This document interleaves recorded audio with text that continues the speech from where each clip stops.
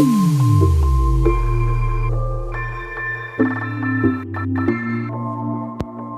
guys, look what I'll be showing you today. Yes, this soft flowy bob. But to see how we get here, first we have to see where we started from.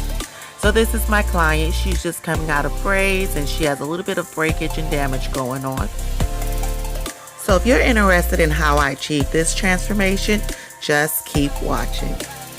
Alright, let's get started. So what I'm doing right now is prepping my client's hair. I based her and now I'm going in and adding her relaxer. She is not natural. I am being certain to relax only her new growth. And now I'm smoothing. She's now been rinsed out, neutralized, and deep conditioned under the dryer for about 20 minutes. Rinsed out again. And now I am molding her to achieve the desired look. Now for her hair itself, this is just rinsed water. I'm going in and doing a natural cut. I have not added any product thus far. And I'm actually going to cut her hair where the line of demarcation is. So right where the breakage began is where I'm going to go ahead and start this cut. We initially was going to do something longer, but once we saw the extent of the breakage, we decided to just go ahead with this bob. This will also give her natural hair time to grow out and also give her a style to have once she removes the weave. So at any point in time, she could just shampoo her hair, wrap, and go.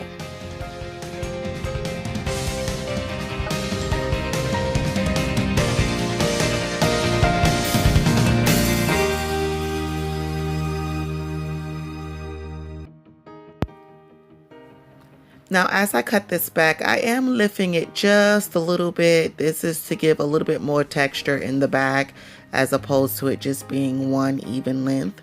And then I'm going to go in and start to section her sides and blend that in with the cut that I'm doing in the back. Now I'm going a little bit longer. I want this to be angled. Again, I want her hair to have shape and style to it in the event that she removes the weave and wants to wear just her natural hair. And I'm still following that guideline that I initially created from where her breakage point began. So in the comments section, make sure that you put videos that you would like to see or lessons that you would like to learn.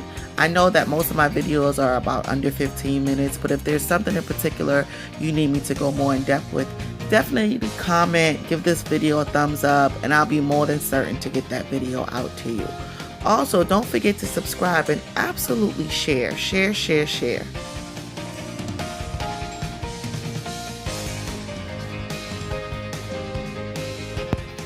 Now I'm going in with some mousse and foam, I should say, and I'm putting this just on the ends.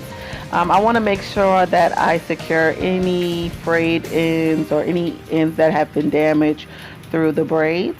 But I didn't put any to the scalp because I still want it to be nice and fluffy and bouncy, and I didn't want it to be stuck slick to her head. She's damp and I'm going to go in and blow dry it and then clean up the cut.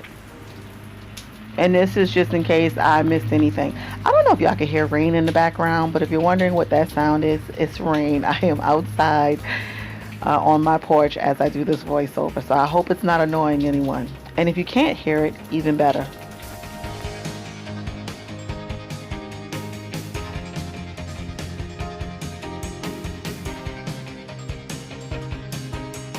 So now I'm going into the interior of her hair and I'm cleaning this up as well. Of course, if she's going to wear her natural hair by itself, and I don't mean natural in texture, but just natural in without weave, I want to make certain that it looks good and that it's healthy and that it flows really well. So I'm just cleaning this up. And this kind of doesn't have anything to do with the actual results of the style, but it definitely will have a lot to do with how she's able to style her hair later. So this is the brand of hair I'm using, Milky Way Saga, and you can find that in your local beauty supply store, and the number I'm using is 1B. So now I'm just measuring my wefts and I'm using regular hair glue, and I'm gluing that as close to the scalp as I can. And I'm being sure not to get her hairline. If you notice the hair where it's really fine and where the hair broke off at, I am not laying any tracks there. It's not necessary. You want to preserve the hairline. So the best bet is to not put anything there. That way, if they're trying to remove the tracks on their own, which I advise not to, But if they do choose to, you don't have to worry about them tearing the hairline out. So I'm going to continue to put the tracks on just this one side, and then I will switch over to the opposite side when I'm done. So again, I'm carving out that hairline, and I'm going to lay that track right above it.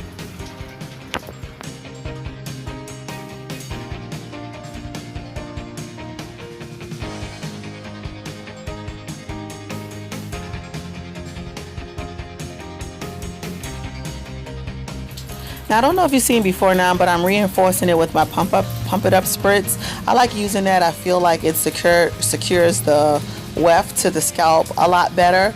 And I usually use this method only when I'm doubling my tracks. So right now, or should I say since the beginning, I've been doubling my tracks. And so this just kind of helps it adhere a lot quicker, because sometimes it doesn't stick as well when you're doing 2 wefts instead of just the one.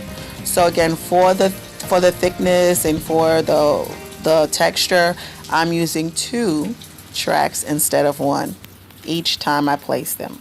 So now I'm going on the other side, and as you can see, there's breakage on this side as well. So I'm making certain that I double my wefts right here also, and securing it with my pump it up again.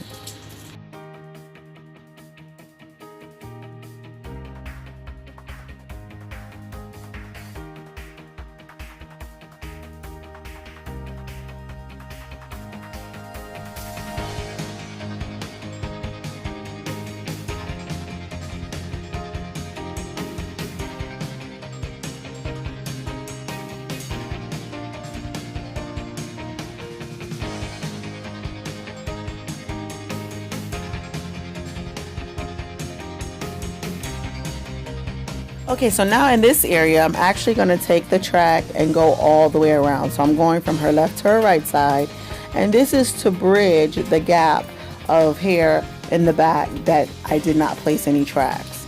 This is so that all the hair actually looks uniformed, and it looks like one complete texture, as opposed to just having the weft on just the left and the right. And I did about 2 or 3 rows going all the way across.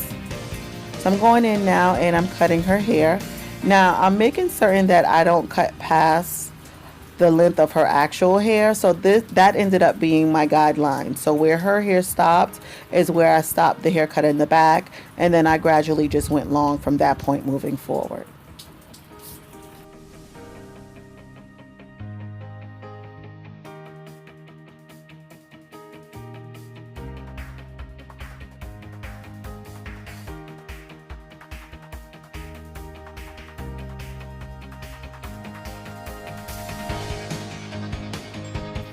So now she's doing the let me see what you got going on haircut exam, and it looks good thus far. So I'm going to go in and add my heat protectant, which of course is my Chi, you know it, and I'm going to emulsify that through both her hair and the weave. So I want to make sure that I get in between the tracks as well in her hair, because I'm going to be using a pretty high temperature flat iron.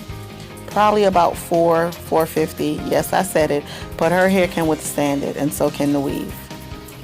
So I'm going to go in and I'm just lightly beveling it, not doing too much. This is not a style we're going to do a whole bunch of layers or curls to. So I'm just going to pull my flat iron through, give it a little bend on the end, and keep on going.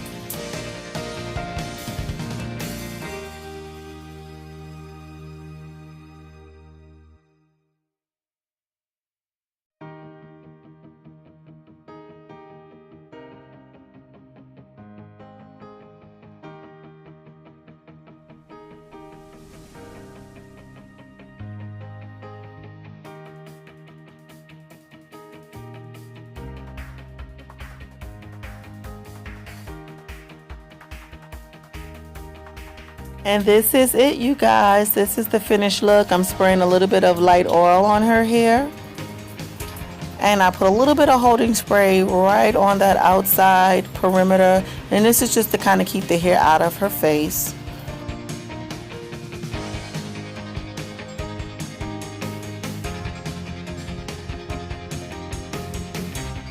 Yes, honey, and this is it. It is flowing, bouncing, behaving, and misbehaving. I think we hit a home run on this one. What do you guys think?